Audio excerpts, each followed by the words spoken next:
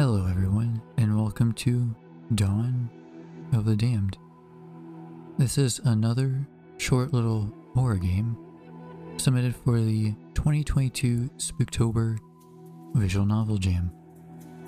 And in this game, you wake up in a strange mansion without any memory of who you are and how you got there. And from what I remember, this particular creator also submitted another visual novel called The Graveyard Shift. But I don't know if I'm recalling that correctly. But yeah, I have that bookmarked as well, so hopefully we can do that one soon. And yeah, let's get started.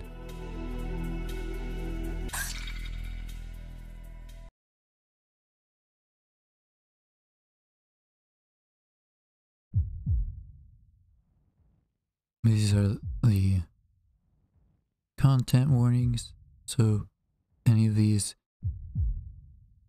bother you in any way, I'm gonna let these show for you guys.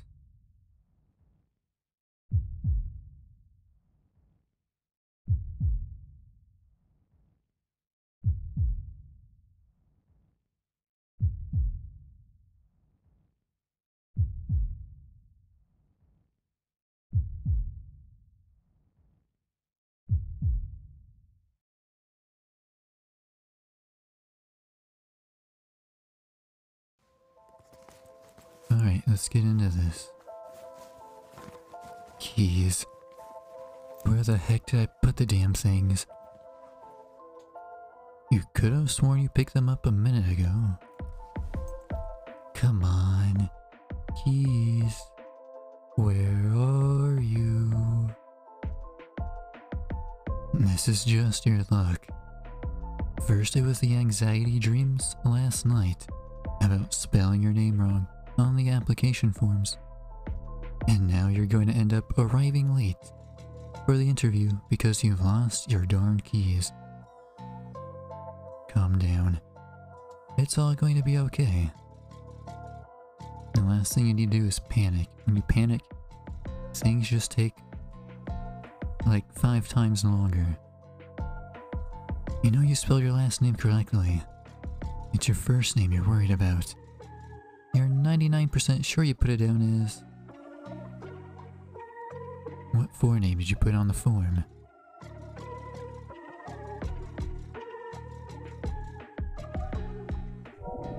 Yeah. I'm certain that's what I typed. So no need to panic, right? I'm sure autocorrect helped us out. Just gotta find my keys and then... Ah, there you are, you little devils. Okay, you can do this. Time to go. The moment you exit your apartment, Autumn's playful chill caresses your cheeks, beckoning you forward into the night. As you step with purpose to a soundtrack of shrieks and laughter, you begin to wonder why you even agreed to an interview on Halloween. You do an interview on Halloween, does that mean you get to wear a spooky costume? I think that should be allowed. Everyone else is out here having such a fun time, while you're growing more and more nauseous with every street that you pass. What you would give to be dressed up and messing around right now. But no, you need to focus. This job is important. If you can ace this, you won't have to worry about rent ever again. Your parents would be so proud to see you working at a posh antiques appraiser. Plus, the pay is pretty generous. Rounding the corner, you glance at your phone. cautiously checking you're heading in the right direction. Upon arriving at your destination, you're faced with a familiar sign, though you've only ever seen it in images online before. The prestigious Aurora Antiques looms large above you, and taking a deep breath in, you push gingerly on the gates, only to be met by resistance. Huh, that's strange. It won't open. Looks like there's something on the ground here too. What is this? Aurora Antiques is closed for the day. Applicants, please use the back entrance. Mumbling the words aloud to yourself, you take a step back, feeling slightly silly for not having seen the notice first.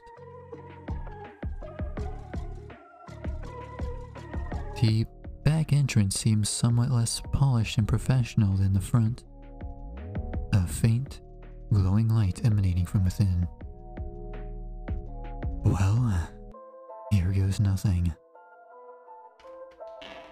Pressing down on the handle, with less enthusiasm this time, you feel the weight of the door creaking open in front of you as you anxiously step inside. They have a pretty noisy door too. Hello? You call out, hoping to be met by your prospective employer. Only silence greets you instead, further fueling your trepidation. I really hope this isn't some sort of sick Halloween prank. What even is this place anyway? It looks nothing like the pristine reception area of the front of the building. The more you peek around, the stranger it all seems, as though you're intruding on someone's private collection of bizarre antiquities. What use could a store possibly have for all this junk?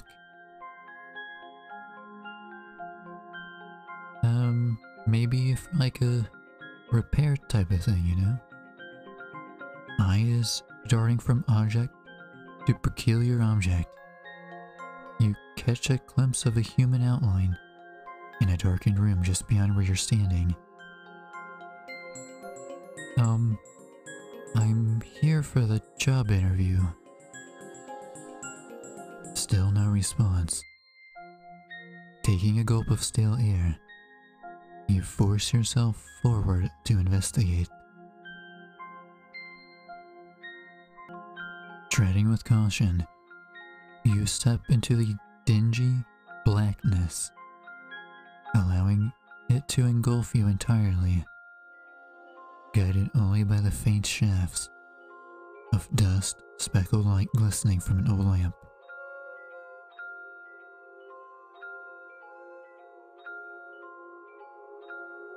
Arms outstretched and fumbling, you eventually confront a collection of what appears to be disguised mannequins, littering the otherwise empty space. Standing guard, their featureless faces as void of life as their surroundings.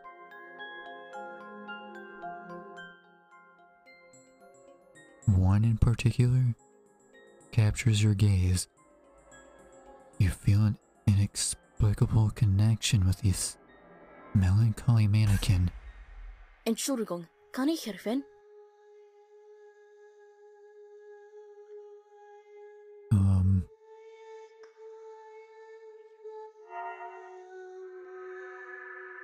A taunting presence drawing you closer. Sorry, I didn't have time to read that, I'm sorry.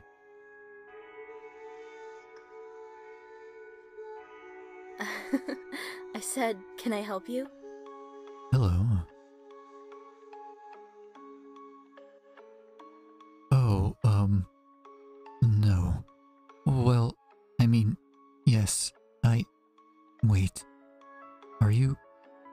blind.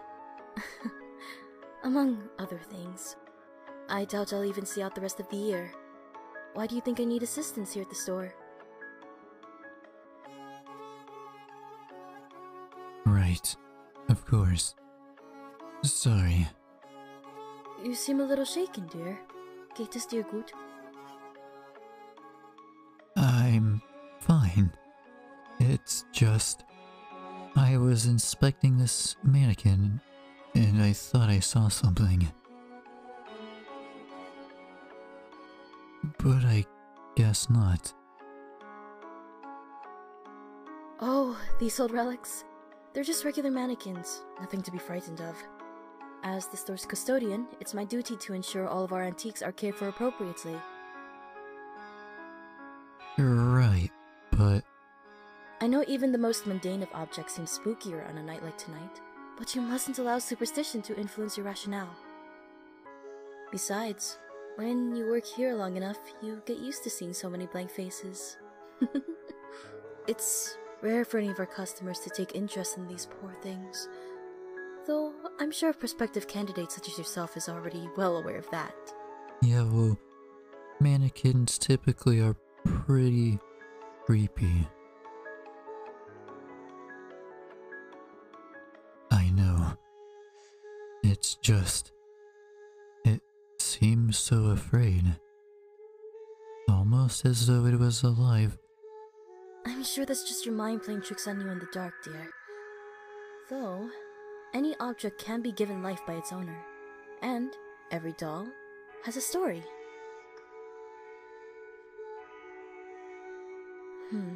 That one, in particular, was donated to us from a private collection. Quite the beauty, isn't she? If you're interested, I can tell you her tale. Are you sure you have the time? Oh, time is all I have, dear. Now, make yourself comfortable, and I'll fetch you something sweet to drink. Shuffling off, your prospective new boss hastily pours you each a cup of tea before returning with surprising alacrity. There you go. Have a seat, my dear. It all started with a selfish wish.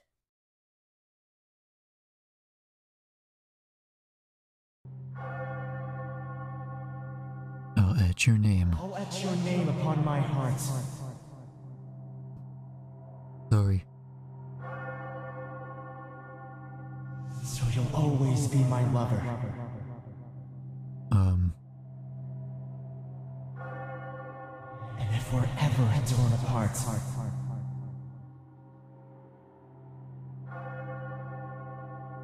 I'll restore you with another. Are you sure it'll work? Oh, I'm quite certain.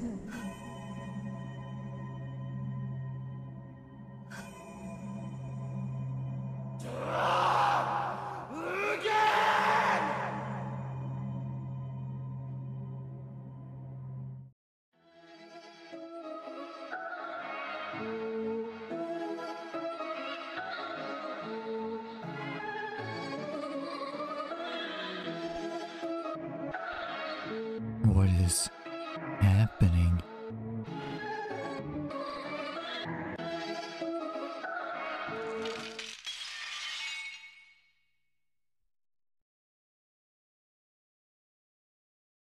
This little moment kind of reminded me of Huh. What a strange dream. human transmutation from like Full Metal Alchemist or something.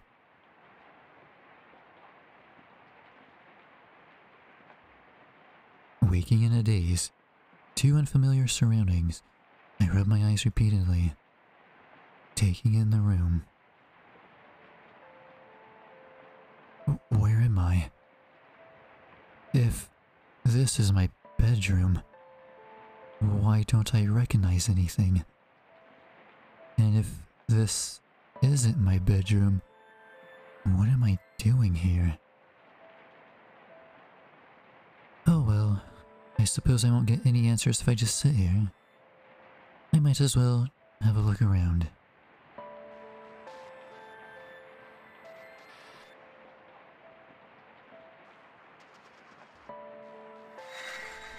It looks really dark out there.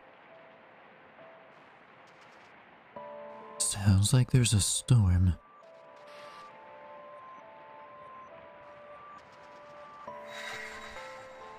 The sheets seem pretty fresh. I don't remember getting into bed though. Let's get some light in here. Oh, there we go. A bit easier to see now. Yeah, that's better. Now I can actually see properly.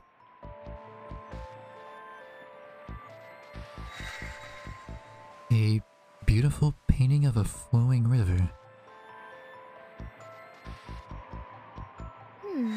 This looks expensive. Crap. Before I get a chance to do anything else, I hear hurried footsteps approaching, coming to an abrupt halt right outside the door. I should...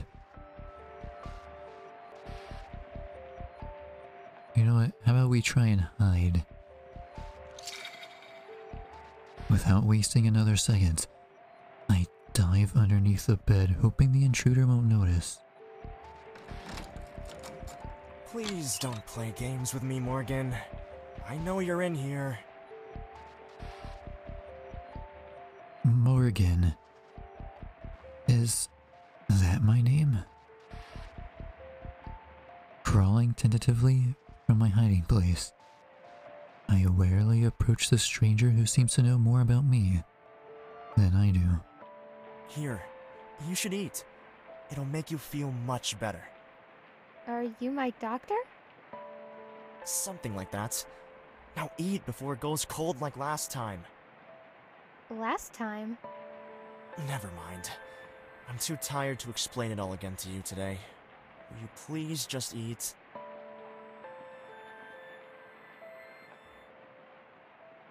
Sensing his wariness is genuine, and feeling an uncomfortable rumbling in my stomach, I do as I'm told and begin tucking into the dish. Seems How like is it? this is a recurring thing that's happening then.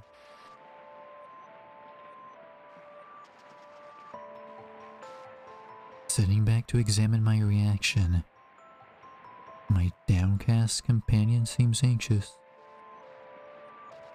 In truth, it is quite spicy, though not offensively so. But something about each mouthful feels familiar as it coats my tongue, searing my throat as I swallow. It's great. Thank you. Delicious. Yeah, not bad.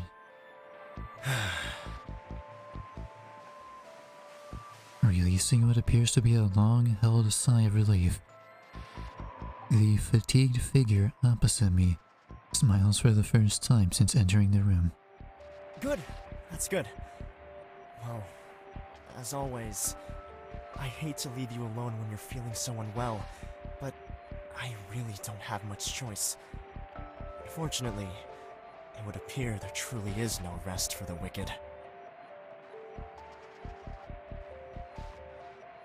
With a self-deprecating grimace, he hauls himself up. Wait, I don't even know your name. It's Demerum, but you usually just call me Deme. Now, eat up and regain your strength. I won't lock you in this time, but it's probably best you don't go wandering too far. With your memory in the state that it is, you might end up getting lost. I'll come see you again when I can. What do you mean, locked up again? And just like that, the The doctor leaves me alone to finish my meal in disquieting silence. Well, technically we have the rain. I take my time with a carefully prepared dish, not to savor the taste, but to prolong the thought of leaving this room. As long as one more mouthful remains, I don't have to confront any of this. As long as one more mouthful remains, I'll be okay.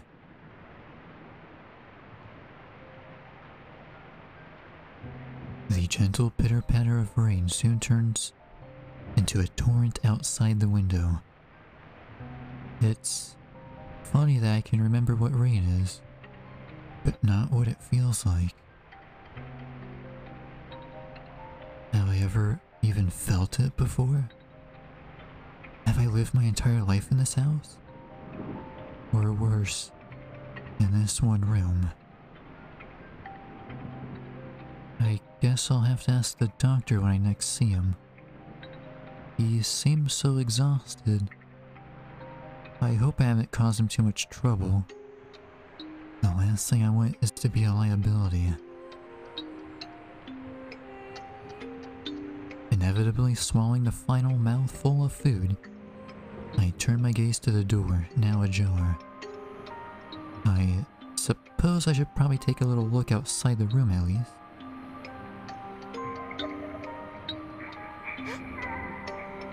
What was that? Retreating back inside the room, I cling to the door in fear, peering out into the hallway. What if someone is in trouble? If this is some kind of hospital, there must be other patients. I should... How about we follow the sound? As foolish as it may seem, something urges me to leave the safety of my room in pursuit of the scream's origin. I don't know if it'll be of any help, but the thought of doing nothing makes me feel too uneasy.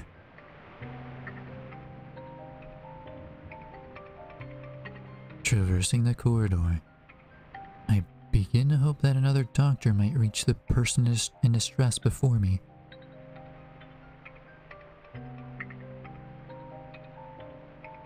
Traversing the corridor, I begin to hope that another doctor might reach the person in distress before me. I know Demme said not to wander too far, so I try my best to remember the route my feet are taking me. Upon reaching a split in the corridor, I'm utterly clueless as to which way to go, and I can no longer hear any signs of trouble. I should... Let's go right. I suppose it doesn't really matter which way I head when I don't even know where anything is. With any luck, I might be able to start building a mental map of this place. The further I wander, the more overwhelmed I begin to feel. The doctor wasn't kidding. This place is huge.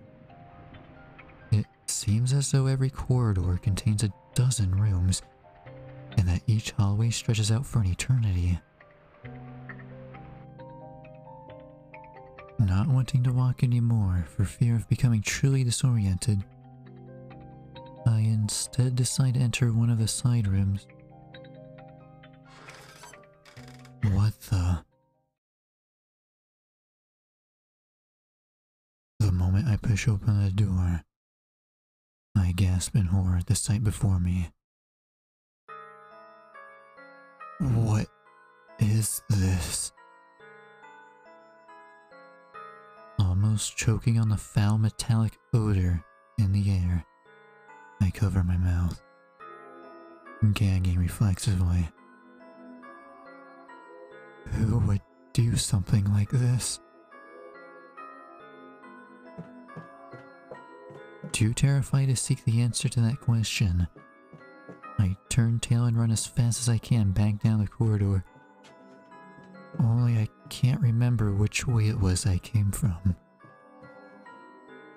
I'm too scared to stop, and so my eyes dart from room to room, hoping to find my way back. Sprinting, scared for my life, I collide with something solid in my path. What's the matter, Morgan? You look like you've seen a ghost. What? Why are you covered in blood? I... Gazing up at the doctor, I'm struck once again by the repugnant stench of fresh blood, causing me to recoil from him in a panic. You're perfectly safe here, so try to calm yourself. Nothing is going to hurt you.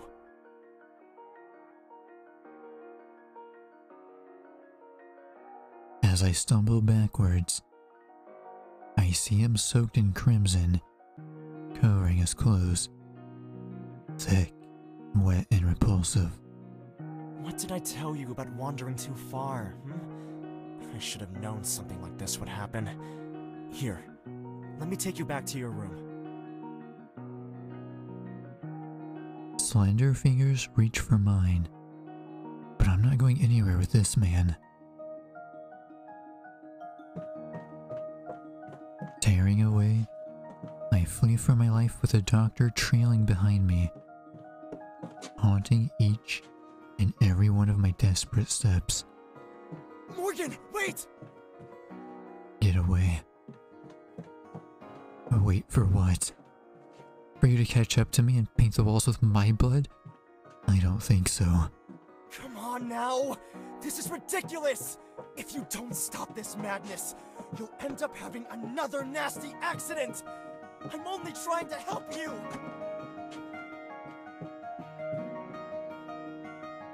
Risking a swift glimpse behind me, I'm running one moment and falling the next. Morgan! My feet betraying me, I tumble down a flight of stairs headfirst. One blow shatters my nose. The next almost knocks me unconscious before the final few snaps my neck in two, and I lay in agony in a crumpled heap.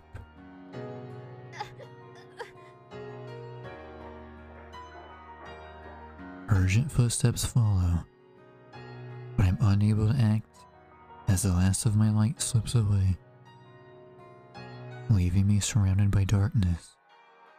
No! Why couldn't you just listen to me? What am I going to do with you? Such a waste.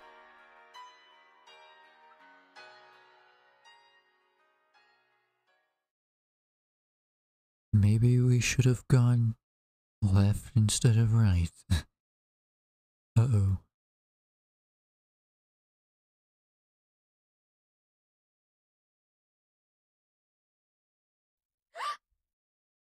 Where am I?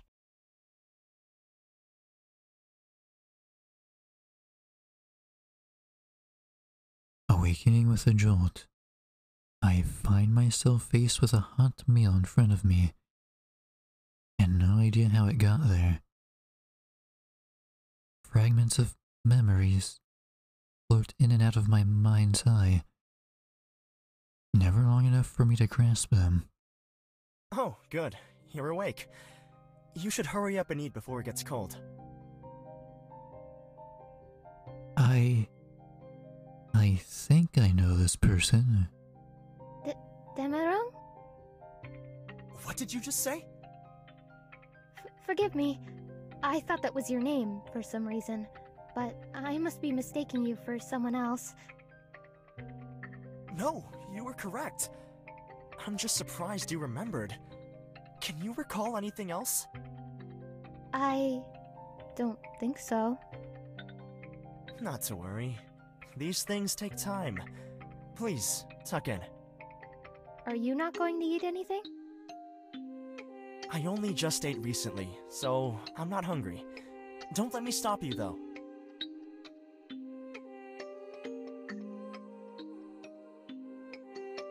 Staring at the freshly prepared food, the rising steam hits my nostrils, and I realize just how hungry I am as I begin to greedily working mouthful after mouthful from the dish.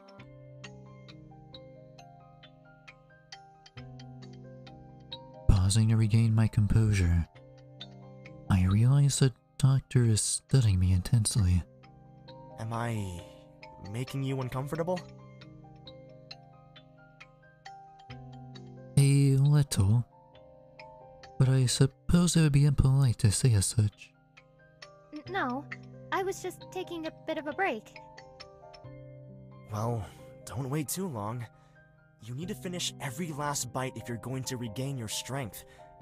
And it's already late, so you should be heading to your room for some rest as soon as possible. Right.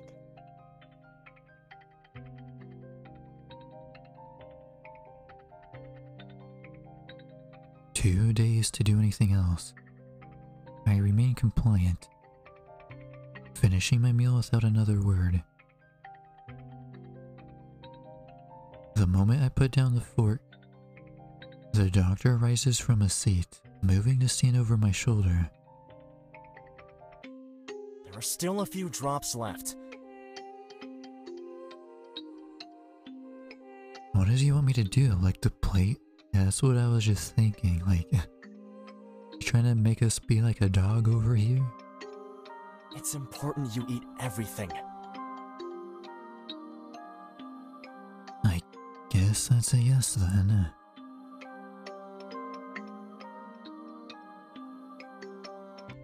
Raising the plate to my lips, I begin licking softly, lapping up the last of the juices until the plate appears clean.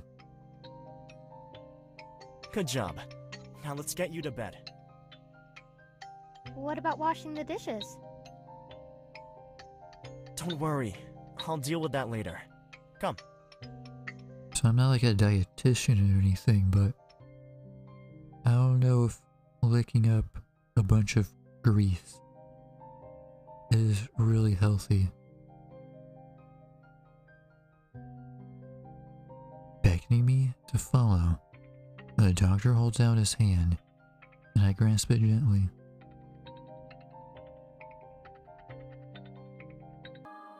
The pair of us set off down the hallway in silence, me gazing in awe at every detail and the decorations and ornaments littered throughout our short journey.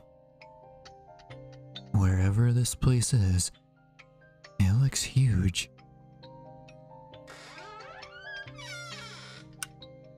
Leading me into a room that seems somewhat familiar, the doctor releases my hand to begin preparing something on the table. What is all that? It's your medication, Morgan. And it's very important that you take all of it, okay? It looks like a lot. Are you sure about this? Okay. Now, I have a few things I need to sort out, and you need your beauty sleep. Can I trust you to take these by yourself? Why wouldn't he be able to trust me? Yes. Very well. I suppose I'll see you later then. Gracing me with a gentle kiss on the forehead, the doctor leaves me to my own devices.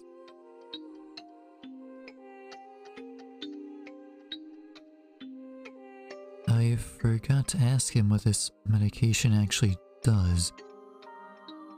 I guess it must be a mixture of sleeping pills or something. Yeah, that's a lot. I should...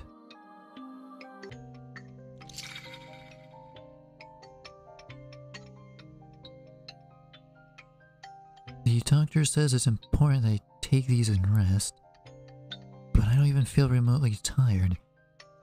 In fact, if anything, feel like I need to stretch my legs a little. Everything is so stiff, as though I've been stationary for far too long.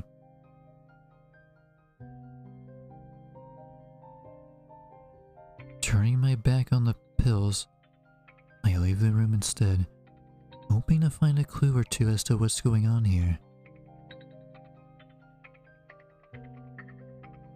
One of the rooms in the corridor seems to be emitting huge plumes of steam, a sticky humidity crawling through the air towards me, drawing me in.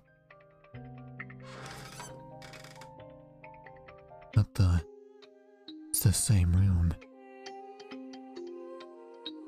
When I push open the door, billows of warm steam clouds caress my cheeks, covering everything in the room in an eerie mist.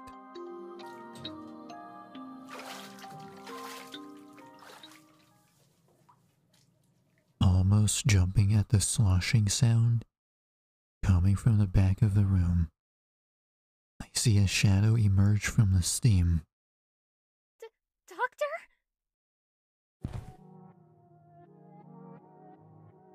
Fully clothed and yet soaked in crimson, the doctor envelops me in a wordless embrace. Stay away from me! Eyes wide in fear, I struggle in his grip, attempting to pull away from him, but to no avail. You don't have to be afraid of me, Morgan. This might look frightening, but I promise you, it's all for you. What's for me? I don't understand. Please, just let me go. Why didn't you take the pills, Why did you never do as I ask? Growing increasingly distraught, the doctor's eyes contort in a mixture of disappointment and rage as his grip tightens on me. The moment I think we're finally making progress, you go and ruin it all again! How many times do we have to go through this tiresome routine before you wake up and realize I'm trying to save you, huh? Save me? What are you talking about? Stuttering, I begin to feel sick, my head pounding as though I'm about to explode. Why is he saying these things? I'll never give up on you, Morgan. We're going to keep doing this until you finally show me that sweet smile of yours again. What the? So, what are you gonna do about it? Have you come up with a plan or anything? Kind of. And what's that supposed to mean, exactly? This is it.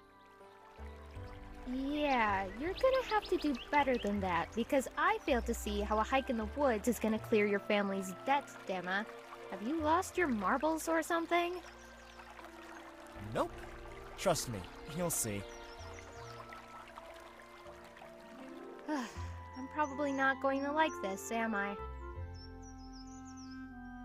Knowing you, probably not. Can you at least give me a hint?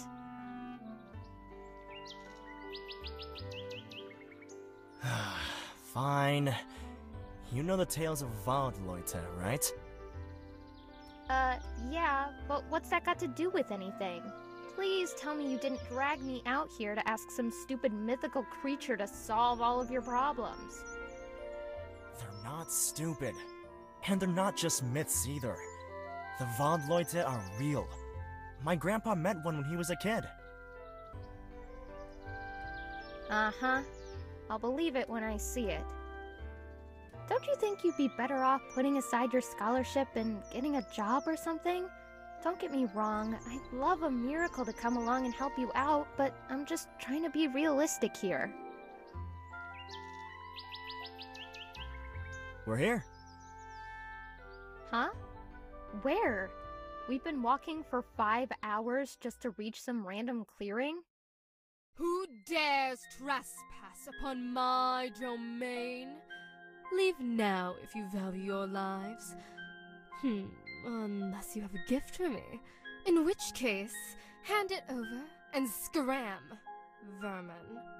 Alright, I don't know who you are, but your voice sounds familiar.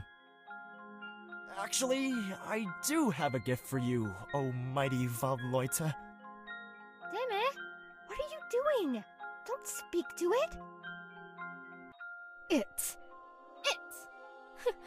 I do have a name, you know. Shrat. I would say pleased to meet you, but there's nothing pleasurable about this.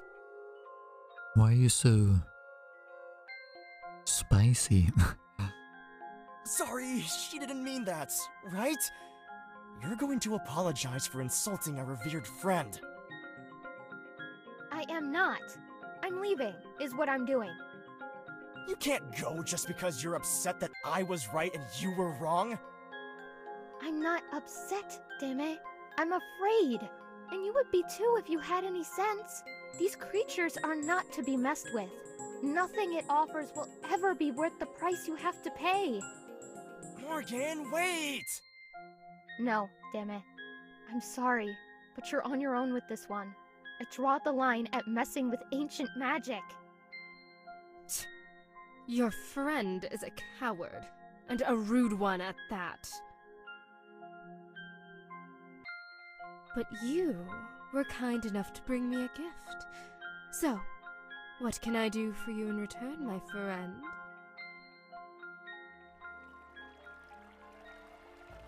Hey, Morgan, you're not going to believe this! I asked Shrat to make me rich, and it said it can make that happen! I have a feeling something bad is going to happen. Great. So you're on first name terms with a demon now? What could possibly go wrong? Good for you. So where's all your money then? Well, I don't have it yet. I'm guessing there's like a requirement. Of course you don't, because you're a gullible idiot. Or that. Why are you being like this? Can't you just be happy for me? As soon as I get that money, I can clear my dad's debt. And maybe we can even get that place like we wanted. Yeah, right. I mean it, Morgan. Did you honestly think I'd forget about us? Money has been our only barrier, right? So what's stopping us now? Nothing. Nothing is exactly what you'll be left with after dealing with that demon, damn it. Didn't your grandpa bother to tell you how dangerous they are? Or did he conveniently leave that part out? You can be as mad at me as you like, but when I'm rich enough for us to have the life we always wanted, you bet I'm never gonna let you live this down. You worry too much. Everything's going to be fine. You'll see. I sure hope you're right.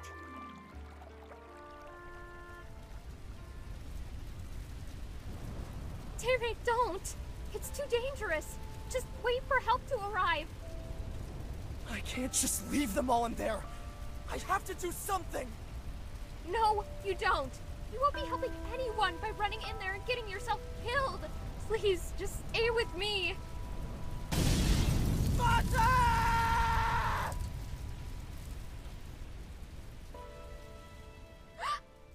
Demerung! Is everything alright? You startled me there. I think I was dreaming. Well, whatever it was, you're safe now. Here, you should eat something. It'll make you feel better. I can still smell the smoke. What was that? A memory? Morgan? Morgan, listen to me. I know you're probably a little disoriented, but it's vital that you eat your food. Can you do that for me? I don't feel like eating anything. Not when I have the taste of burning ashes in my mouth. I'm not hungry. Fine. But you still need to eat. Why? Because I'm your doctor and I said so. That's not a reason. Fine. Because I care about you. And I don't want you to get sick. Okay?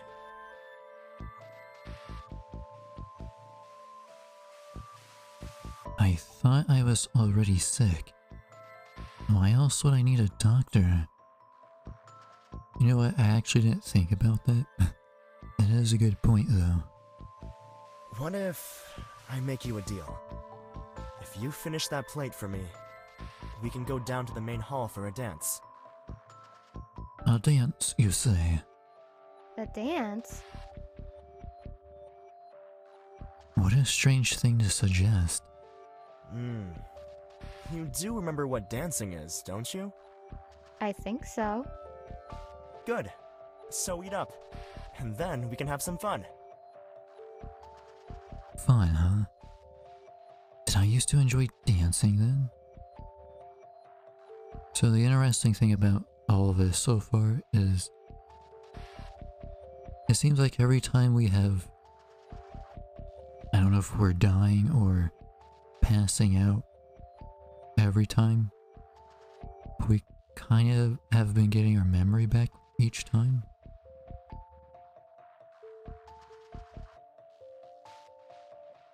I know what dancing is, but no matter how hard I try to recall the feeling of actually doing it, I just can't remember.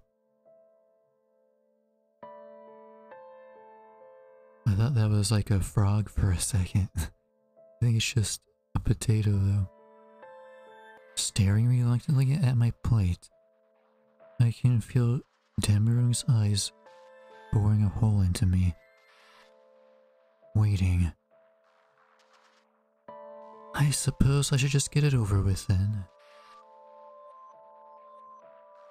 Scoffing the meal down as quickly as I can manage, I barely register the look of surprise on the doctor's face.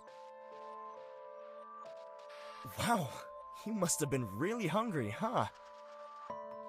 Can we go now? Wait, let me guess. We have to drink up all of the grease in this one too, huh? Ignoring his question, I press him, wanting to be anywhere but here in this room. Of course. I'll lead the way. Huh? We don't have to look up the plate this time? As soon as he takes my hand, the doctor's demeanor changes. His grip is soft yet firm. I can't help but find it somehow comforting. How big even is this place? I blurt out my question without restraint as we step into the grand hallway, curious to know more. Big enough.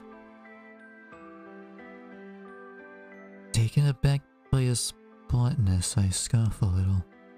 But why would anyone need so much space? Don't you ever get lost in here? I used to, but never as much as you. Yeah, I feel like there's not only so many rooms, but a ton of stairs too. Well, maybe if you told me more about each room, I'd be able to find my way better. Or maybe, you know, if rooms maybe had a label on them. With your memory, I highly doubt that. I still can't tell if he's kidding around, or if he's genuinely bitter. So, if this place is a hospital, where are all the other patients? I never said this was a hospital. Okay, but you're my doctor, right? So where else would we be?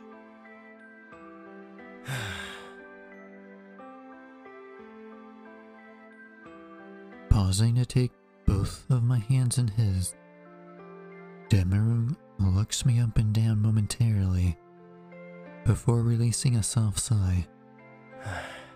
This place is ours, Morgan. What? All of it? You're kidding, right? So, if our little flashback dream actually happened, I'm guessing that he got his wish. But I assume it came at a cost. Nope. Not even for a minute. I bought this place for the both of us. It was supposed to be our forever home. Trailing off, he begins looking through me rather than at me. Our home? Why would a doctor live with his patient? Am I really so ill that I can't survive by myself? It's complicated. And even if I stood here and explained it all, you probably wouldn't remember by tomorrow. Because I'm sick? Something like that. Why don't we have like a journal then? But you're going to cure me, right? Because you're my doctor. That's your job. You're more than just a mere patient to me, Morgan. Yes, I will cure you. I swear it. But not because it's my job. Because I care about you. I feel my cheeks flush a little as he pulls on my hand, more forcefully this time, leading me into the grand hall. Gasping in awe, I begin to wonder if this entire thing is nothing more than a dream. Everything feels so strange. How would I even know the difference between reality and fantasy? Morgan? Hmm? May I have this dance? Bowing dramatically in front of me, Damarung holds out his hand once more. I almost want to suggest going outside, just because we've gotten some creepy moments with him, but let's go ahead and take his hand.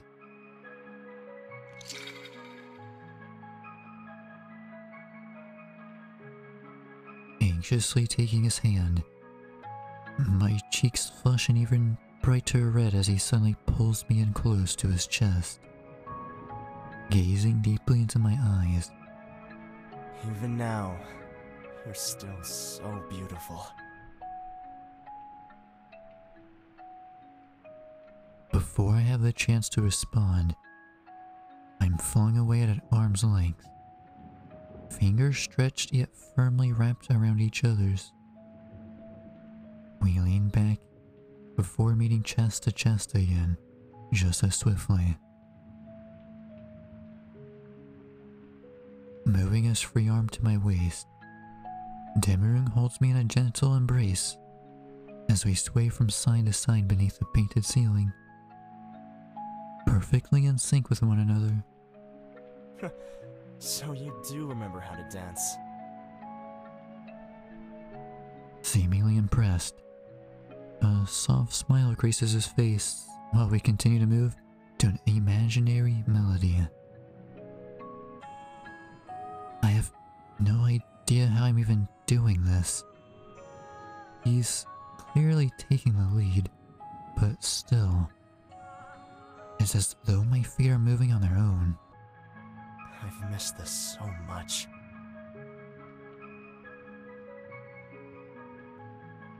The doctor skillfully lifts our arms, spinning me on my heels over and over, until the ceiling becomes a kaleidoscope of colors, twisting and dancing, shrinking and revolving. Just as I begin to grow dizzy, I'm gently brought to a stop, my heart pounding in my chest from the excitement. Thank you for the dance. In a picture of perfect, gentle manliness, Dameron bows deeply once more before raising my hand to his lips. As I feel him softly kiss my skin, something stirs deep within me. This man, I love him, and yet I loathe him almost as much. Just who are you to me, Dr. Demerung? Well, I think that's enough excitement for one night. We should get ourselves to bed. Showing him a weak smile, I nod, still shaken by his kiss. Every time we go to our room, something, I don't know if we want to say bad happens, but unsettling things usually happen.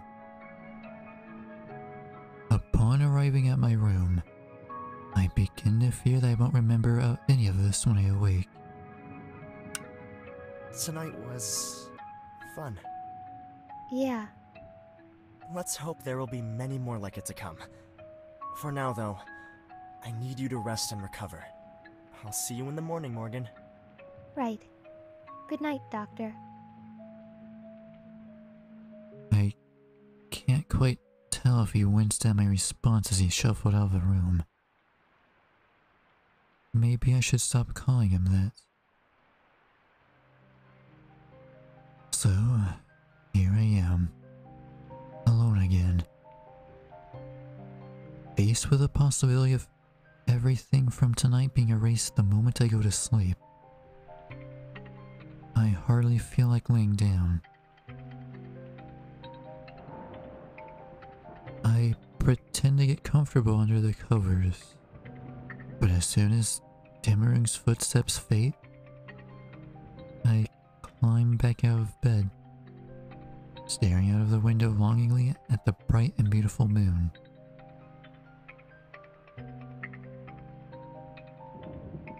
I catch a glimpse from the corner of my eye of something glistening as the light grazes it. What do we have here? The very second my fingers skim the object, something shoots through my body, sending shivers down my spine. This key. I think I know which room it's for somehow.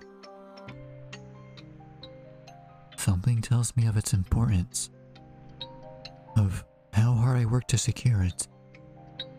How could I have forgotten this?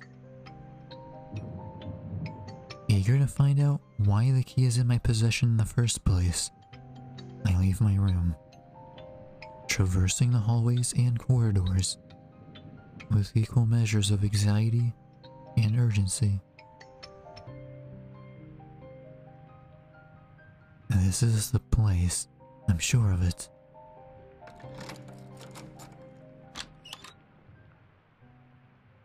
Carefully pushing the key into the lock, I twist it, and just like that, the lock clicks.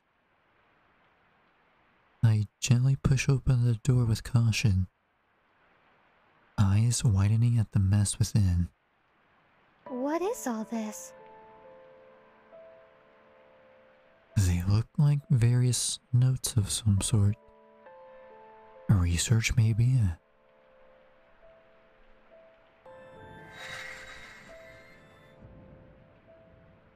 Some of the pages are torn. Tonight's the night. What the hell? The night I finally get you back. As I write this, I hope with all my heart that you will return to me in good health. How could anything be in good health? Well, you're cooking it in a giant pot. It took me a while to get the blend of spices just right to disguise what's in your food. I'm glad you at least have that luxury. If Sharat's words are to be taken literally, then before you can make the jump to your new body, I have to consume you completely. I won't lie. I'm afraid. If this doesn't work, I don't know how I'm going to go on knowing what I've done to get to this point. But if it works, I can say without a doubt that it will have been worth it. For you, Morgan, I would do anything.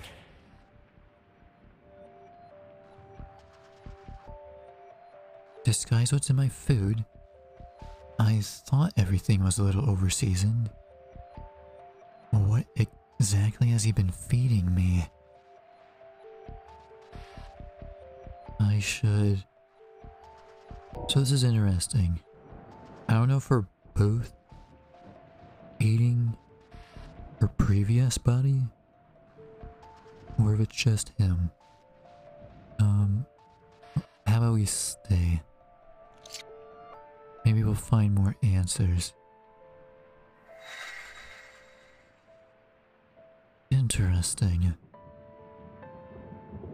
I'm beginning to lose track of all the bodies now, but never of how many times I've been forced to consume my beloved. Unlike the killing, that part never gets any easier. It's like I can feel her eyes all over me, judging me with each bite of her tender flesh. This time, I could barely hold it inside me without spilling it back out again. The only thing that keeps me going at this point is the thought that one day I might be able to fix her. So... I guess it's just Demerung who is consuming her? Beloved, is this about me? I can't see any bite marks on my skin.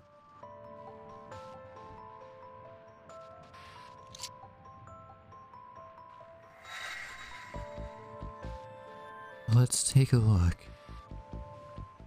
Despite managing to create an entire collection of dolls, this is anything but a day of celebration. In fact, I'm left disturbed by how easy it's become for me to ignore their screams, to hollow them out, to harvest their essence, to bathe in their blood. Something so heinous should never be this easy. I fear my soul is so tainted, even hell would reject me now. Morgan shows no improvement in her memory, no matter how much of that mulch I feed her. When she's not acting like a zombie, she's starting to ask questions. I don't want to do what I must tonight, but it seems as though there's no other way but to try and repeat the process more carefully this time. With any luck, her death will be swift and painless. So, from this one, I gather that he is killing her sometimes and then consuming her.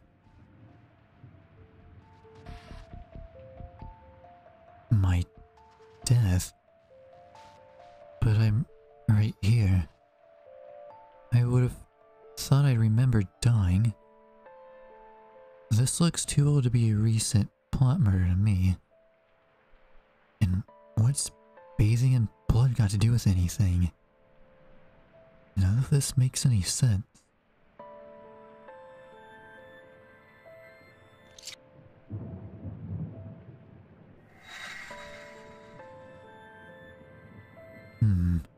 Looks old. They're gone. They're gone. They're gone. They're dead. No matter how many times I say it out loud, think it, or write it down, it still doesn't seem real. It's all my fault. I should have been there. I should have listened to Morgan. What use is it being rich when the people I wanted to save aren't even here? Vater, Schwester, Opa, I'm so sorry. I failed you all. I still can't work out if the fire was just an accident, or if it's that demon's idea of a sick joke. Yes, I asked it for wealth, but this isn't how I wanted it. But it couldn't have known I'd get so much insurance money, could it?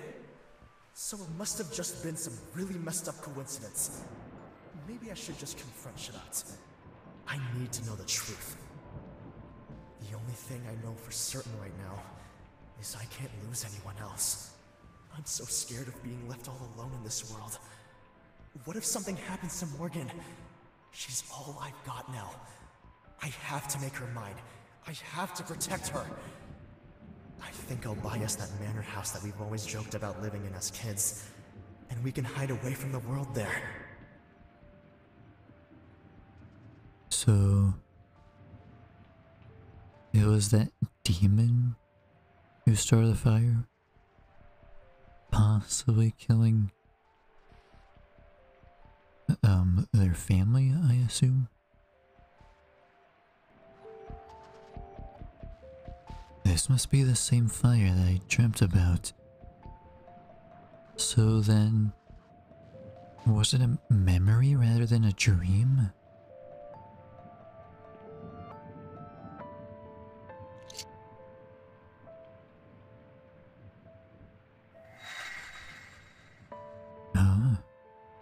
What's this?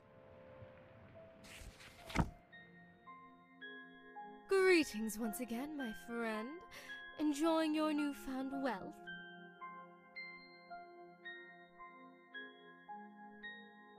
Is that supposed to be your idea of a joke? Excuse me? So, my family home burning down out of nowhere had nothing to do with you then?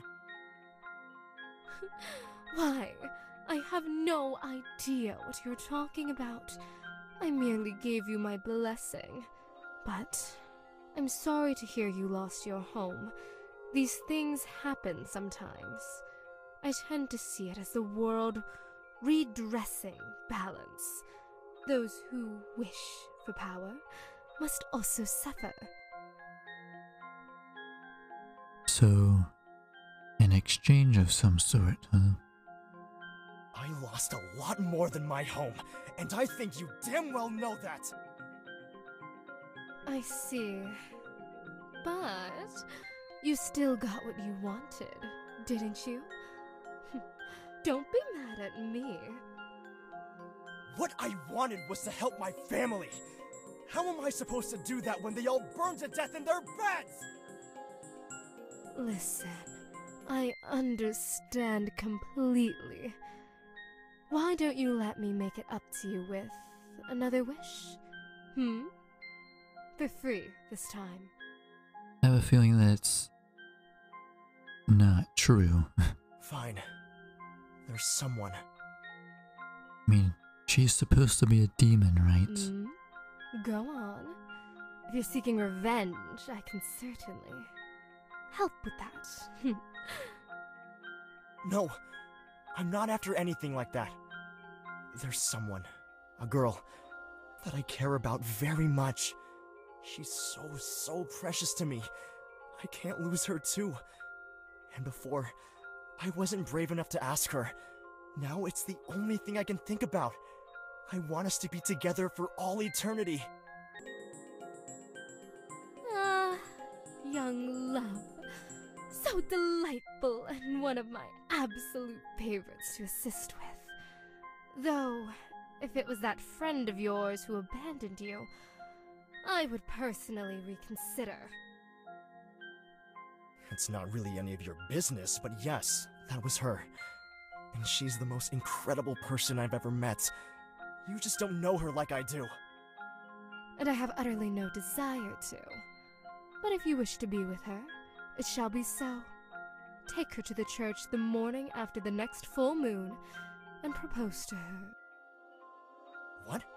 And she'll say yes? Just like that? What's the catch? You're asking for my aid with a love charm, are you not? What else would you expect?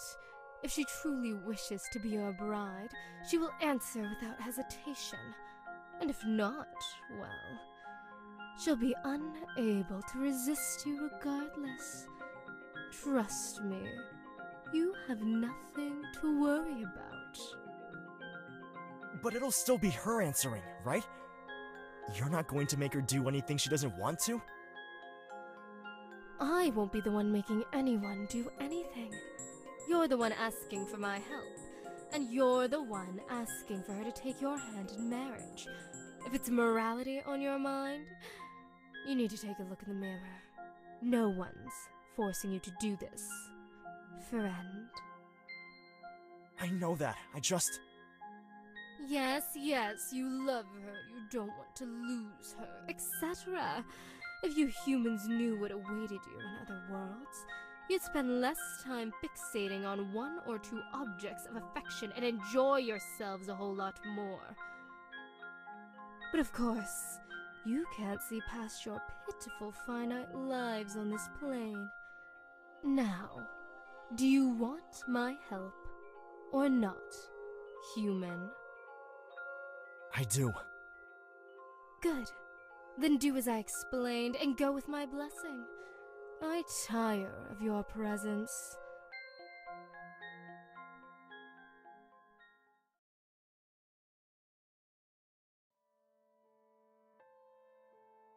Ah, I see you've brought your blushing bride. I do hope she plans on being more polite this time. She's dead, demon! You lied to me! You said you could help us be together, but your stupid spell failed! How dare you come here and insult me like that? My magic never fails! Then how do you explain this, huh? She collapsed right after saying yes. I know this is your doing. Well, I'm very sorry for your loss. I must once again point out the obvious. If she perished after accepting your proposal, did you not get exactly what you asked for, friend? Is this supposed to be like till death do us part? But literally, like death? That's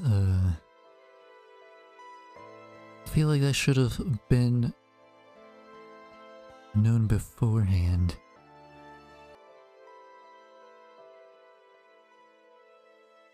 No! I said I wanted us to spend eternity together. I said I didn't want to lose her, and I won't! Please, you have to give me one more chance. You have to bring her back to me! I think you'll find that I don't have to do anything, human. And you'd do well to show me a little gratitude. However, I am not entirely unsympathetic to your plight. Then you'll do it? You can revive her? I can, but I must warn you. All magic has a price to pay, and tampering with mortality has the highest price of all. I don't care what the cost is. I just want her back! Very well. Repeat after me. I'll etch your name upon my heart. I'll etch your name upon my heart. I'll etch your name upon my heart. So you'll always be my lover. So you'll always be my lover. So you'll always be my lover. And if we're ever torn apart... And if we're ever torn apart... And if we're ever torn apart... I'll restore you with another. I'll restore you with another. I'll restore you with another.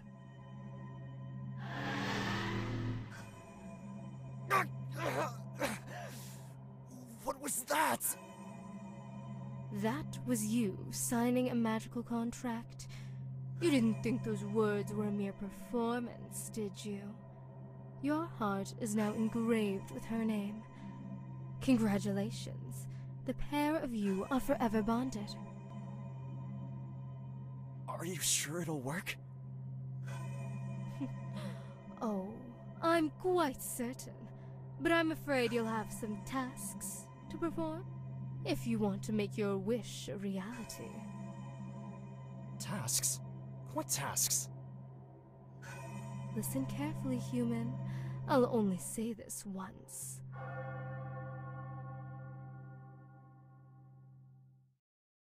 You shall have all that you desire, but the cost will be much higher. Keep her memory in your dreams. Craft her a vessel from human screams. Gather more souls to sacrifice. Only death can pay the price. Empty their veins of crimson essence. Bathe in their blood to sate your penance. Harvest the offal, keep it fresh. Serve it up and feed her flesh. Burn the rest and ashes inhale. Only then can her soul prevail. When one form fades, haste to devour. Wait until the witching hour. Close your eyes and count to 10. From darkness she will rise again. Revived anew, yet never the same.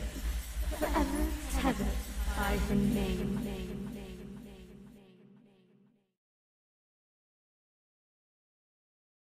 What was all that? I don't understand what I'm supposed to do! I just told you everything you need to know. I won't repeat myself. You're a clever little human, so I'm sure you'll figure it out. Now take the body and get out of here before I change my mind and eat you instead. But Shrat! Go!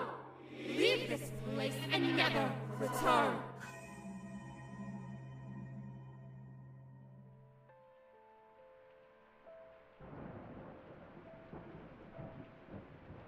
So, we're also supposed to eat people who are sacrificed? I don't know if I entirely understand what that riddle was. But I guess Morgan's body also rots away. And when that happens, he has to try and bring her back again.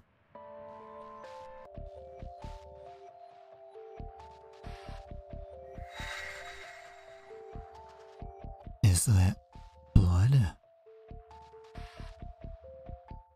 If Morgan could see me like this, she'd probably run for her life. I find myself wondering more frequently if she'll ever be able to forgive me for all I've done. Will she understand that I did this for her? Or will she gaze at me with those glittering eyes of hers and declare me a monster? Perhaps it would be better that she never finds out.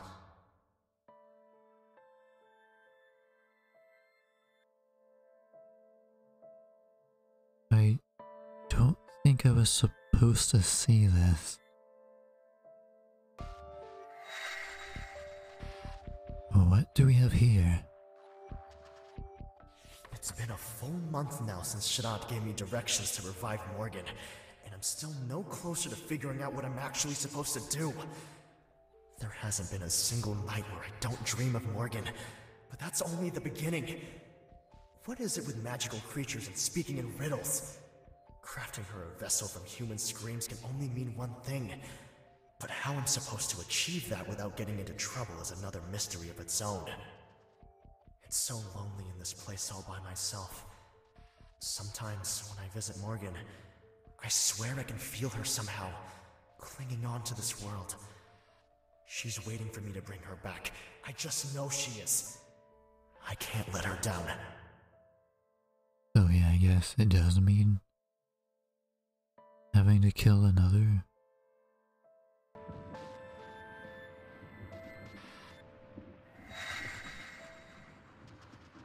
There's so much of this stuff. Lies! It was all fucking lies! I did everything that wretched creature instructed. All those people, all that blood, and for what? She doesn't even remember my name. Why? What did I do wrong? Did I mess up one of the steps? Or is this just what I get for putting my trust in that devilish whore? I'm at a complete loss. Part of me is grateful to see my beloved again, but if she has no memory of our time together, can she truly be my Morgan? Can I mold her back to the way she used to be? Or do I need to try again?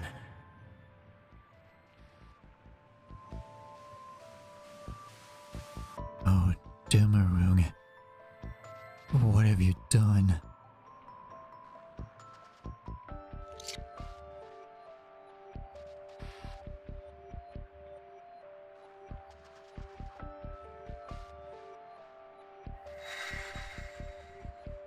How many of these are there?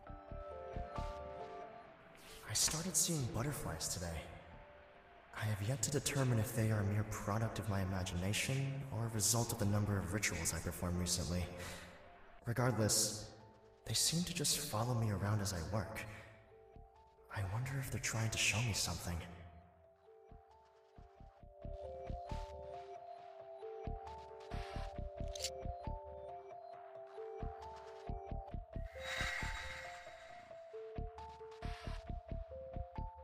It's so dusty.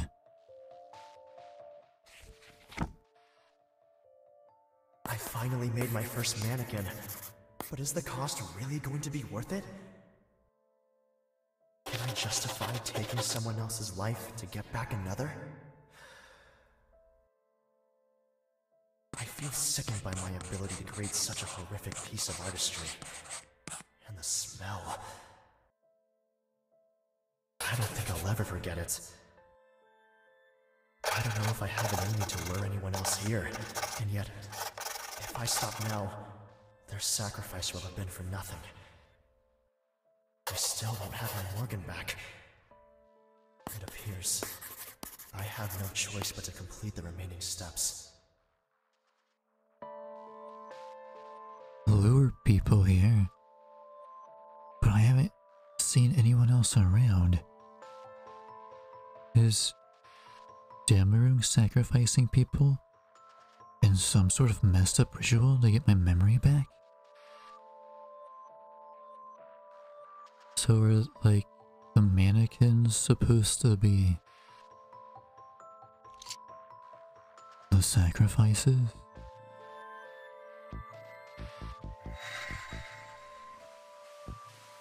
Is this Demis? I still can't believe Morgan just walked off and left me alone with that creature. I get that she was scared, but was it really necessary to argue with me like that? I bet she would have done the same thing if it was her family who was in trouble. She's going to be so shocked when I prove her wrong. Sure, the Vogt are dangerous if you mess around or piss them off, but Oppa always said they were nothing but good to him. Waiting for something to happen is agonizing, though. I just hope Shadat does make good on its word. If I don't get that money soon, we're going to be in even deeper trouble. Maybe once I've got the money, I can make things up to Morgan too.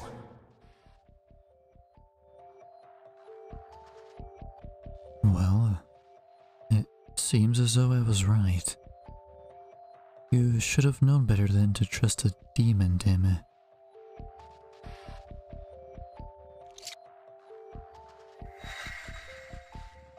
Looks like an old diary. Morgan and I took a walk by the river today. It never ceases to amaze me how fast time flies when we're together. That smile of hers is so pure sometimes. I wonder if she might be an angel. I so desperately want to ask her to be mine. I can't think of anyone else I'd rather spend my life with, but I'm so afraid she might reject me. Things are fine as they are, right? So why risk messing it all up? I'm just glad I get to spend time with her at all. Oh, damn it.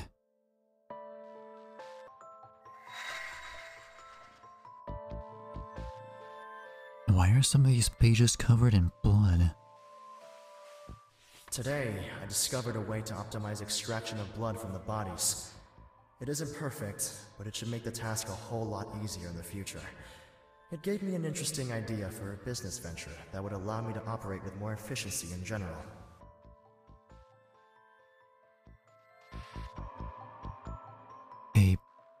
business venture?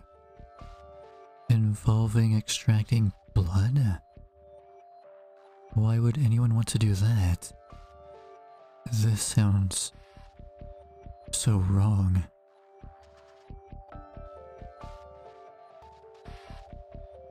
What are you doing in here, Morgan? Shit. It was so engrossed in his writing that I didn't even hear him enter the room. Nothing. Playing innocent, I pretend as though I just arrived, trying desperately to put one of his books back on the ground without him noticing. Don't lie to me. What did you see? Nothing, I swear. The door was unlocked, so I just wandered in. I know you're lying. I can tell by the look on your face that you already know too much. You're afraid of me. You should never be afraid of me, Morgan. No, I don't know anything. I was just heading back to bed. As I attempt to walk around him, Demeron grabs my wrist, squeezing it tightly. Let me go, damn it. Never. I attempt to shake my hand free, but to no avail. I hate to do this, but I can't have you wandering free. Not anymore. Not after this. Okay, so I read some of that stuff, but now I know you did all of this for me. Please, damn it. You're scaring me. This isn't you. You know nothing about me. You can't because you're broken. But I swear, I'm going to fix you. I'll make sure when you look at me, the only expression in your eyes is love.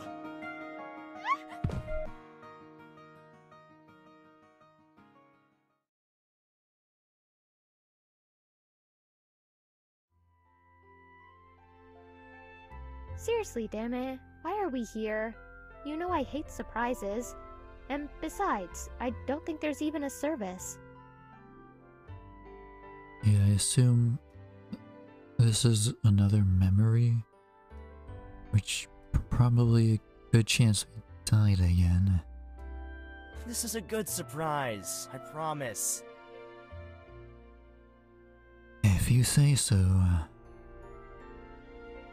Ever since the fire, Em has been acting really strange.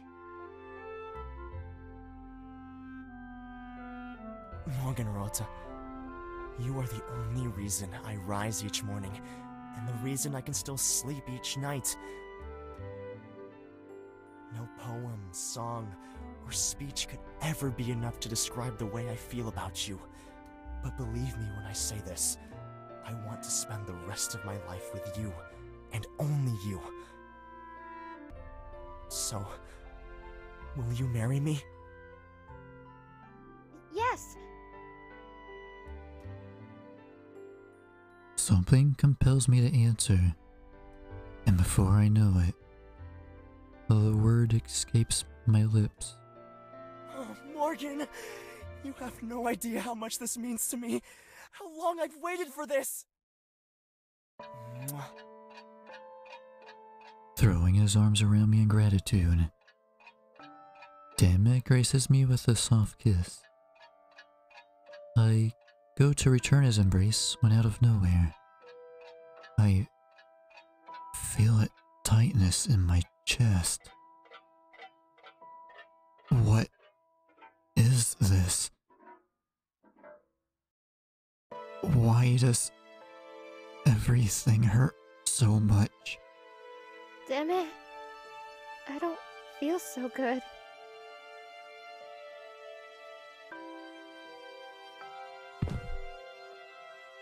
Morgan? Morgan! Morgan! Speak to me! Wake up! You can't leave me too.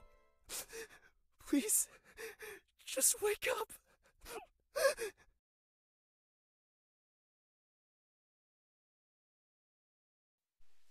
Come on, come on, come on. Just wake up already.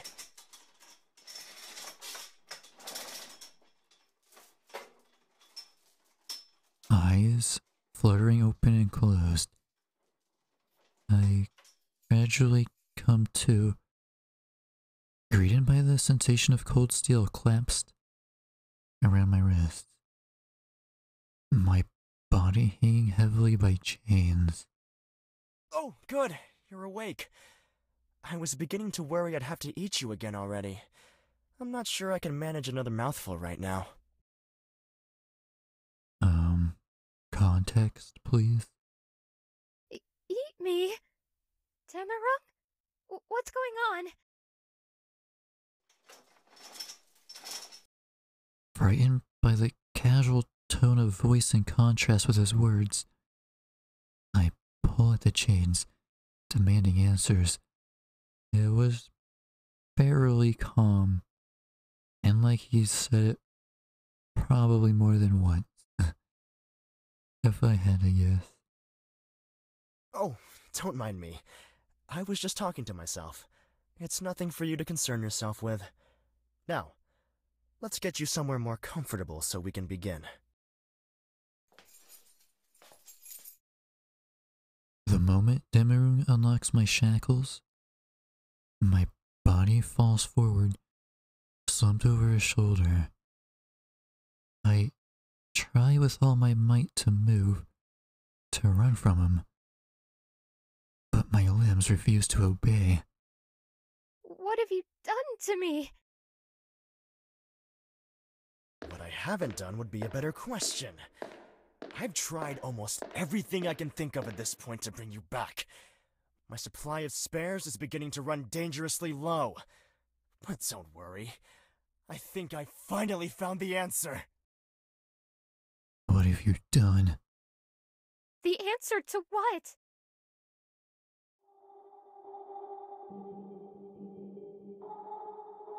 In a startled slur, I try desperately to get him to speak to me properly, but my question goes unanswered as he lowers my body gently into an ominous-looking chair. That wretched creature thinks it's so smart. Oh, its magic might bring you back, over and over and over again, but you've never been quite the same. Every now and then, I catch glimpses of you in there somewhere, but it's always fractured, never whole. Demerung, what are you doing?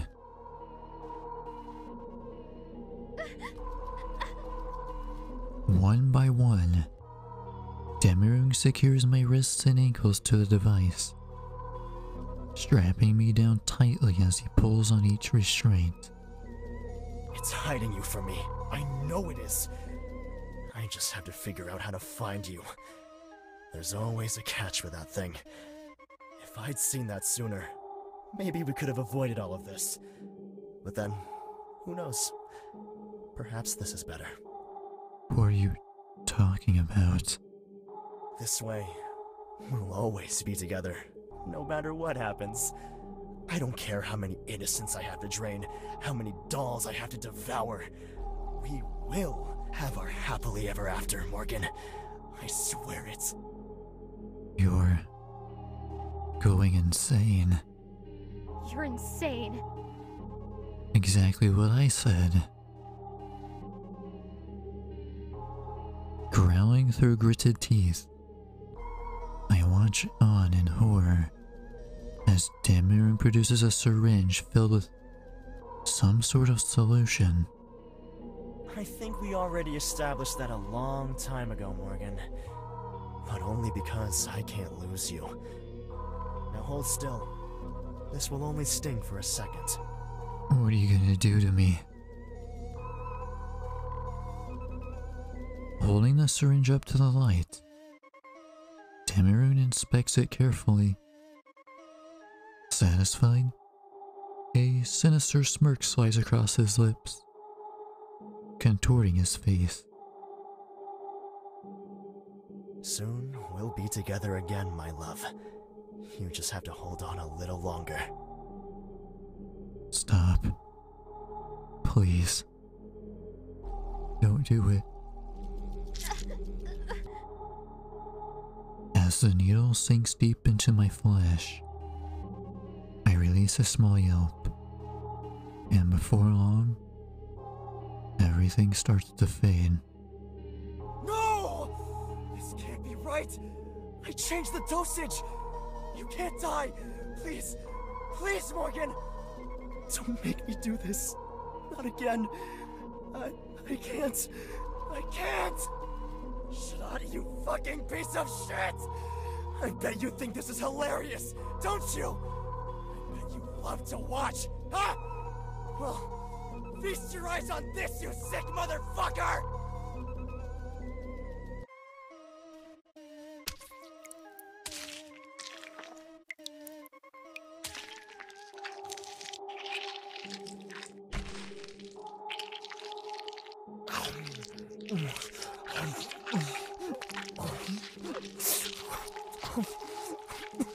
What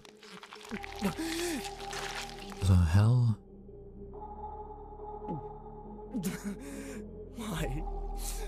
Why won't you just come back to me? I can't keep doing this, Morgan.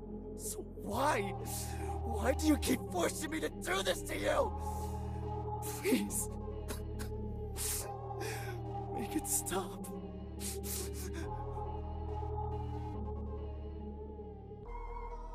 I mean, you're the one who keeps doing it. You shall have all that you desire, but the cost will be much higher. Keep her memory in your dreams. Craft her a vessel from human screams. Gather more souls for sacrifice. Only death can pay the price. Empty their veins of crimson essence. Bathe in their blood to sate your penance. Harvest the offal, keep it fresh. Serve it up and feed her flesh. Burn the rest and ashes inhale. Only then can her soul prevail. When one form fades, haste to devour. Wait until the witching hour. Close your eyes and count to 10. From darkness she will rise again. Revived anew, never the same. Forever tethered by her name.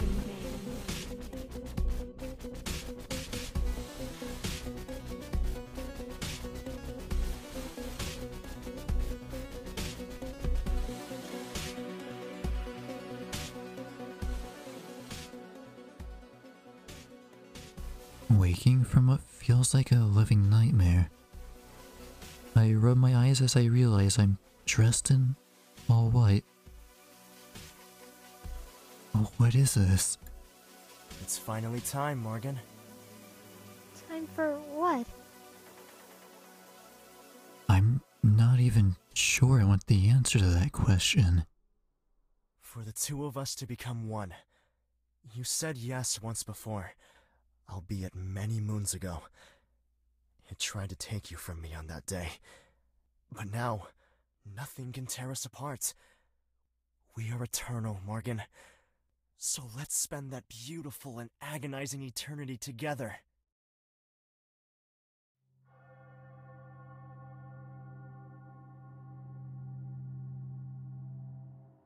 Taking one knee, Demerung holds out a ring towards me. A twisted smile of sincerity on his face. Heirate mich, Morgenrot. Ich will nur dich, immer nur dich ansehen. Du lässt die Welt mich verblassen. I want only you. This man, this monster, clearly loves me with every inch of his being. But do I feel the same? Du hast mich Stimme. Always. If he were any other man, I'm sure he would have long forgotten about me and moved on to somebody else. But not Demerung. No matter what horrors he's inflicted upon others, upon me, he did it out of love. He did it all for me. Of course course I'll marry you, silly.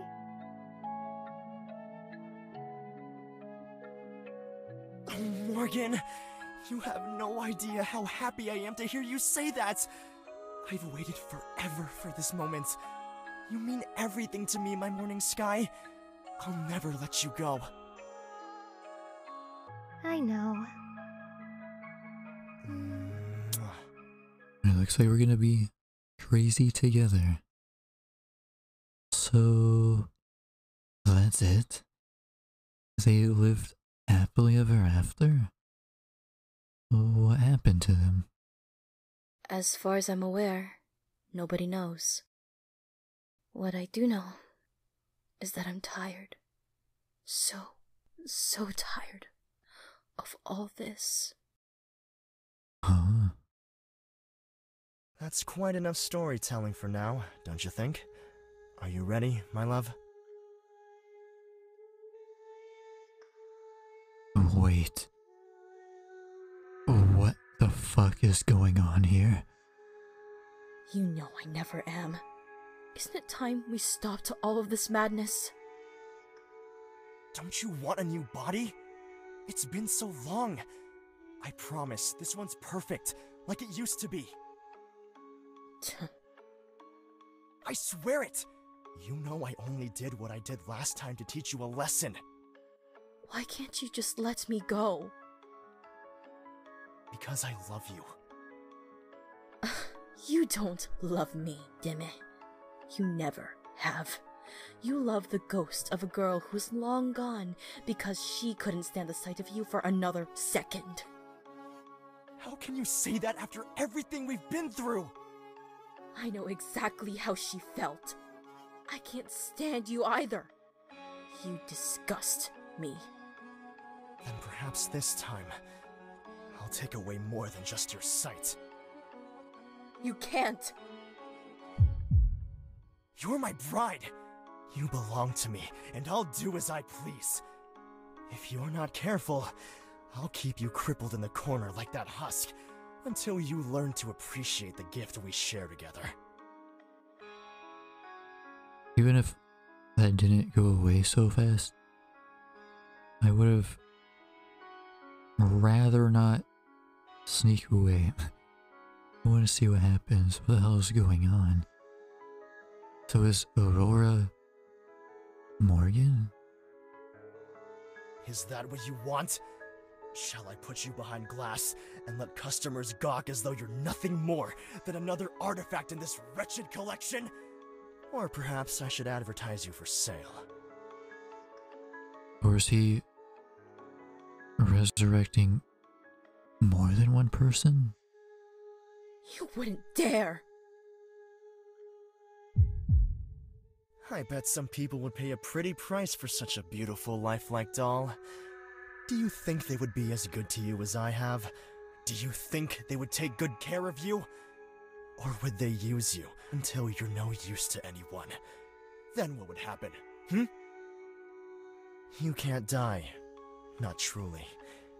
You'd be forced to wither away in silence, only to be stuck inside an ugly shell upon your demise. You need me just as much as I need you. Like it or not, we're bound to each other. So why bother protesting? I don't think I want to work here anymore. Well, that's too bad, because we're in dire need of your services. I overheard Morgan telling you our little tale, though I'm sure she exaggerated a little here and there. But that's besides the point. No, really, I mean, it's Halloween. I think I'd rather just get some candy, you know? You understand why you're here, don't you? You know what has to be done. Please. I can be useful some other way. I'm afraid you really can't be. The role you're about to perform is of utmost importance. If it makes you feel any better, think of it as a donation. Your essence will serve to fuel a being far greater than you could ever be. You should be grateful to become part of something so divine. I promise it won't hurt as much if you hold still. You're gonna go along with it now? Now, my dear. Don't you worry yourself with this part. I'll handle it as I always do. We wouldn't want any of that precious essence to go to waste. Shall I run the bath for you? Please. Please, but don't push Stop. yourself. I'll take this one's organs afterwards and deal with the body. You just make sure to get comfortable for the transfer. Very well. And, Deme, What is it, my love? I hope you choke on my corpse this time.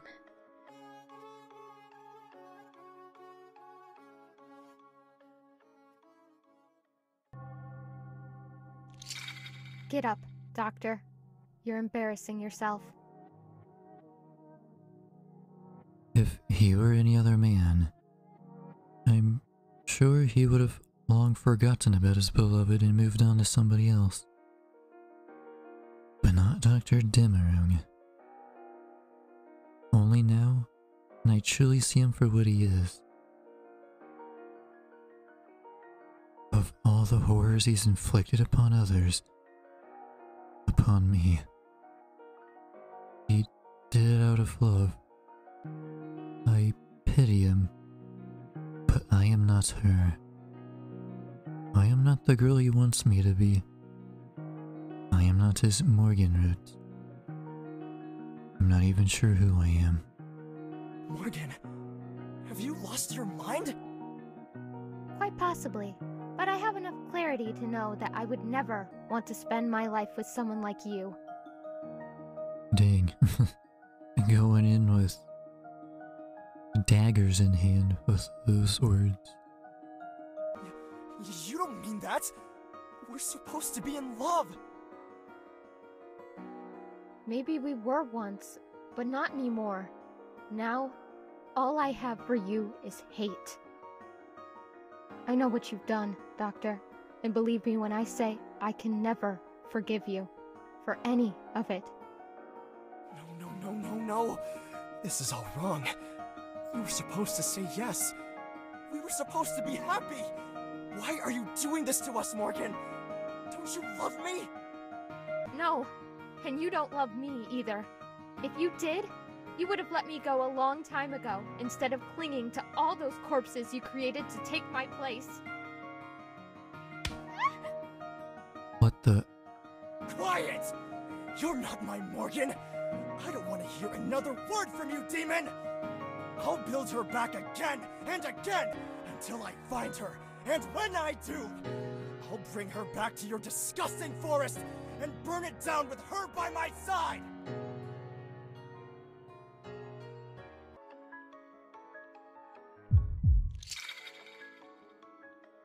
Whatever they've got to say to each other, I couldn't give a crap. I'm getting the fuck out of here. Refusing to give them an opportunity to grab you, you sprint right out of the building and into the cool night's air. With your feet pounding the pavement, you're too afraid to look back. Maybe this was all some sort of super messed up prank for the holiday. But who would do something like that? I suppose I wouldn't put it past some hardcore horror houses. Either way, you know one thing for certain. Next Halloween, you're staying at home. Some of the pages are missing. It worked! It actually worked! Getting her to eat all that crap wasn't exactly easy. I didn't think everything would be so stiff, but once it was inside her, once the clock struck midnight, I counted, and there she was, eyes open in front of me, staring innocently, as though she never left. She seemed a little shaken when I hugged her, But I suppose that's to be expected when she's been gone for so long. There's so much I want to say to her, but I figured it would be better to let her rest. We have eternity together now, so what's the harm in waiting one more night? Eternity? So, that's it. They lived happily ever after. What happened to them?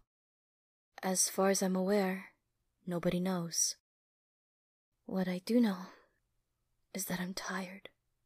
So tired of all this. Which is why you're going to take my place. What? Lunging at you from out of nowhere, the woman lands a blow directly to your head, knocking you to the ground. As you groan in pain, she leans down to stare deep into your soul.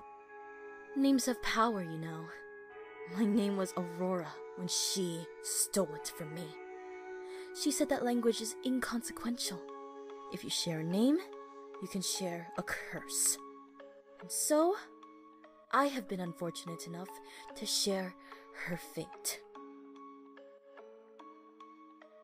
So, I assume Morgan's name was similar to Aurora? So does that mean Morgan is completely gone now? She trapped me here with him, left me to suffer alone with that monster. I don't even know who I am anymore. Parts of her still remain, mixed up with me, and who knows how many others. No. It can't be. You're lying. The contract that was made can never be broken. Demerong must always have a dawn. But it doesn't have to be me. Now that you're here... I couldn't believe my luck when I saw your name on the forms. I wouldn't wish this fate on anyone. But I can't bear it any longer either.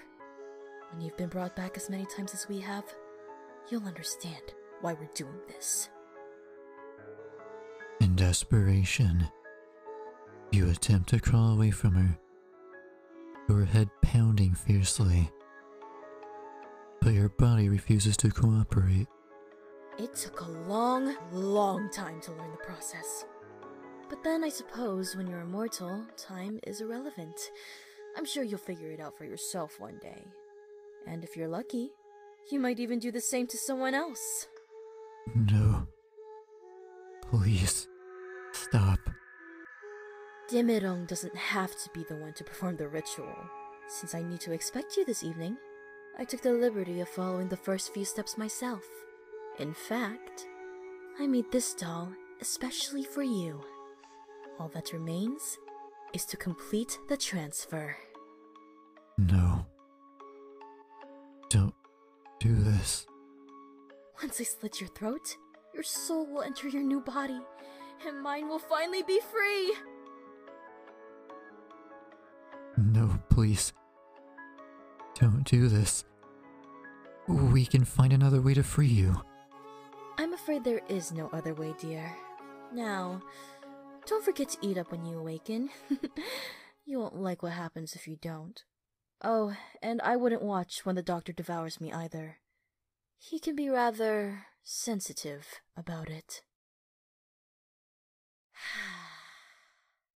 Thank you for this, my precious liberator.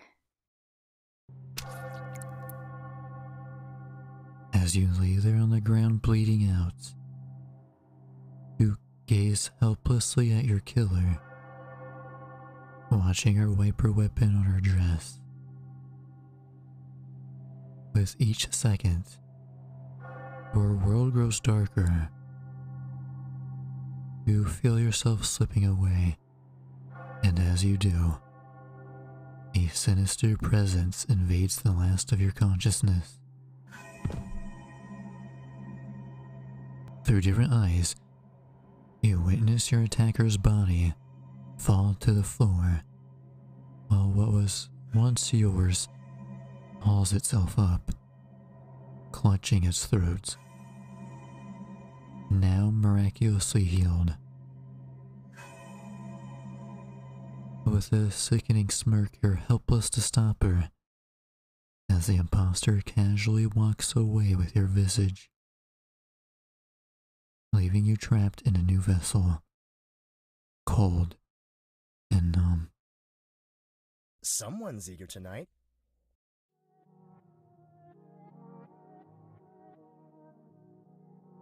You didn't even wait for me this time. Were you so desperate to finally see me again with fresh eyes?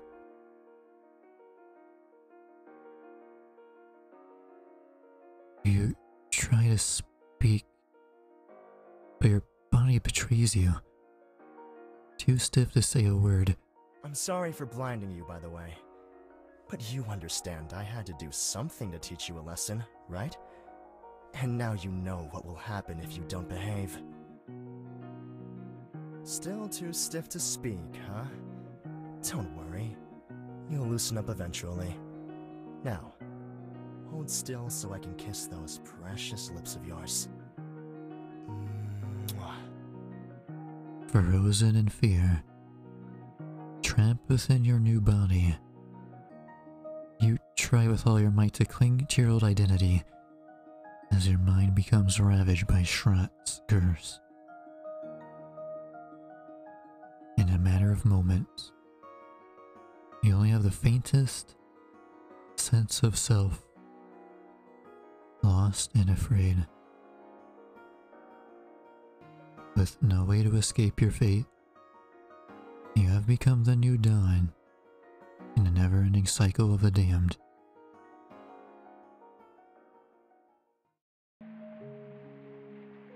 I've got a better idea. Enthralled by glimpses of the glistening night sky outside, I run past the doctor towards the looming front door. I want to see the stars. I want to feel the cool night air on my skin. I want to smell the rain as it soaks into the ground beneath me. Wait, Morgan! You can't go out there! Spinning on my heels at the sound of alarm in his voice, I stare him down. Why not? If this is our house, surely I can explore my own garden. Can't you hear the rain? It's pouring out there. You'll get soaked, and then you'll get sick. I thought I was already sick. So what's the harm in catching a little fever when I probably won't even remember, right? What kind of logic is that? I don't know why I'm even arguing with you. I said you're not going outside, so that's that. Oh, lighten up and let me live a little, will you? Why are you always trying to control everything? I'm not your doll, Deme. I'm a person. Morgan. What? Nothing. It's just... for a moment there, you sounded so much like your old self. What are you mumbling about over there? Can I please just go outside? I promise I won't be long. Fine. On one condition. Instead of asking, I fold my arms and wait for him to tell me. Kiss me. What? Why would I want to do that when I don't even know you? Exactly. You don't know anything. Which is precisely why you're not allowed outside. What are you so afraid of? I'm hardly going to get lost if I stay right by the entrance. Or do you think I'm gonna run for the hills to get away from my creepy doctor because he wants me to kiss him? Enough! The power of his voice causes me to startle, but I won't back down. I only want a little fresh air. What harm could that possibly do either of us? And so, ignoring him, I march the rest of the way to the door, with determination. I can't let you leave, Morgan. you're not ready. Before I can twist the handle, I feel a sharp sting in my neck, followed by the world around me slowly slipping away. I'm so sorry.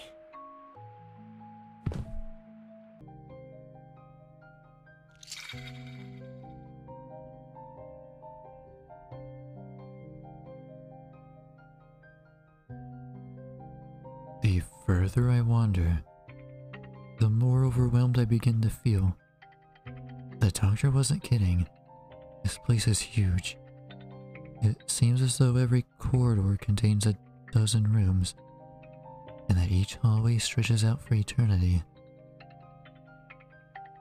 Not wanting to walk anymore for fear of becoming truly disoriented, I instead decide to enter one of the side rooms. It's so dark. There must be a switch somewhere. Fumbling around for a light source, I gasp in a mixture of surprise and confusion at the sight that greets me once the contents are revealed. What is this? Inching closer, I kneel down to inspect the peculiar objects littering the floor of the room. I thought I told you not to stray too far. Doctor, I didn't mean to. What are all these? You wouldn't understand. But... I'm sorry, Morgan. You weren't supposed to see this.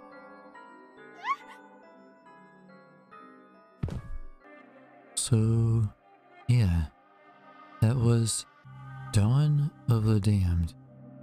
This was actually a really interesting little horror story. Again, this was for the 2022 Spooktober Visual Novel Jam.